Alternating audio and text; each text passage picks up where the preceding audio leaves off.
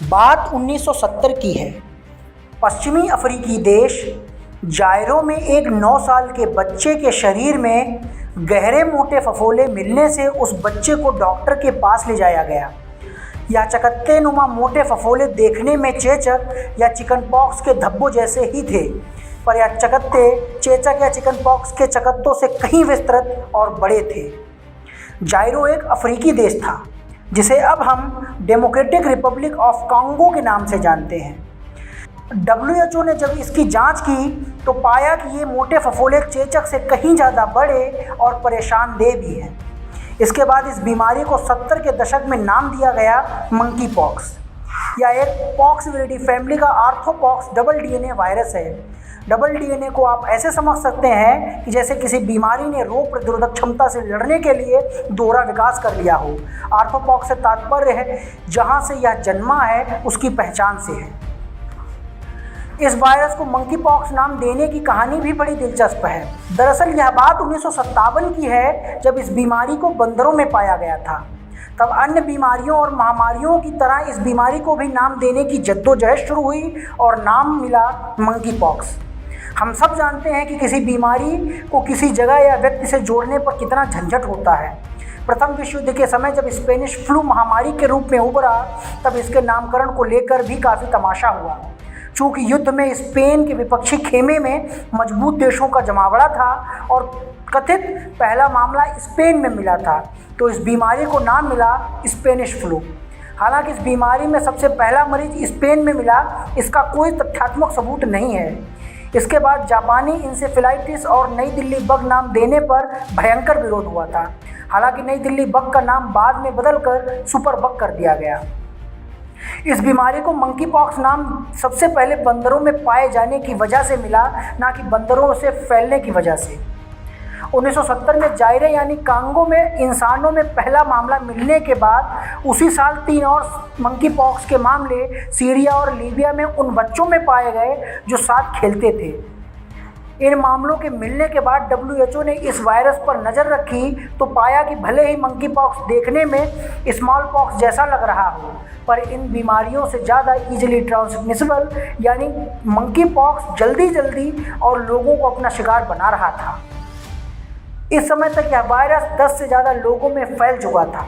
1981 से 1986 के बीच कांगो में 338 मंकी पॉक्स के केस और 33 मौतें दर्ज हुईं। इनमें से ज़्यादातर केसों में इंसानों का जानवरों के संपर्क में आना पाया गया। इन जानवरों में बंदरों के अलावा कुत्ते, चूहे, खरगोश शामिल थे। इस समय तक यह एक घातक बीमारी बन गई थी, जिसकी केस फर्टिलिटी रेट यानी CRF यानी मृत्यु दर 9.8% थी। इस बीमारी ने WHO समेत दुनिया के तमाम देशों का ध्यान तब विस्तृत रूप से अपनी ओर आकर्षित किया जब 1996-97 में मंकी पॉक्स महामारी बनकर लौटा। 1991 से 1999 के बीच सिर्फ कांगो में 511 केस दर्ज किए गए। हालांकि इस बार CRF यानी मृत्यु दर 1% से भी कम रही और ह्यूमन टू ह्यूमन ट्रांसमिशन के कोई सबूत नहीं मिले।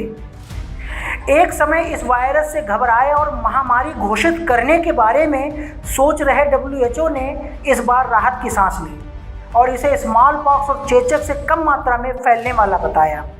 2000 का दशक आते आते यह वायरस अफ्रीकी देशों के बाहर अपने पैर जमाने लगा।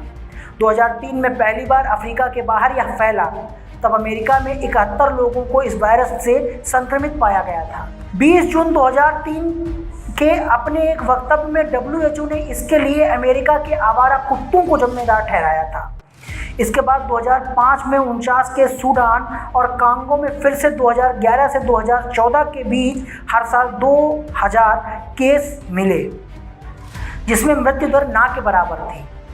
2017 से 2020 के बीच नाइजीरिया में 230 केस दर्ज किए गए। बाद में वहां की कई राज्य सरकारों ने इस वायरस को त्रासदी घोषित कर दिया। 2018 में इंग्लैंड में पहला केस तब नोटिस में आया जब नाइजीरियन मूल की एक ब्रिटिश व्यक्ति नाइजीरिया की यात्रा से इंग्लैंड पहुंचा।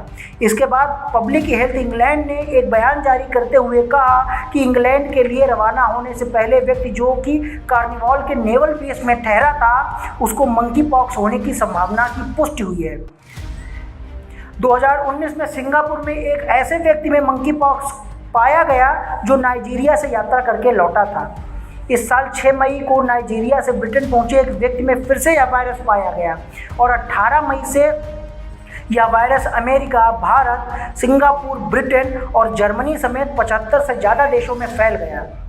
14 जुलाई को केरल के कोल्लम में संयुक्त अरब अमीरात से आए व्यक्ति में इस वायरस के लक्षण देखे गए। बाद में जांच में 14 जुलाई को ही भारत में मंकी पॉक्स के पहले केस की पुष्टि हो गई। मंकी पॉक्स का पहला मामला मिलने के बाद दूसरा मामला दिल्ली में मिला। अब इसको लेकर WHO ने हेल्थ इमरजेंसी घोषित कर दी है। हालांकि WHO का कहना है कि कोरोना वायरस की तरह यह वायरस उतना खतरनाक नहीं है, ना ही इतनी तीव्र गति से फैलने वाला है। फिर भी लोगों को अपना ख्याल रखना चाहिए। Bureau report, the public story, UP.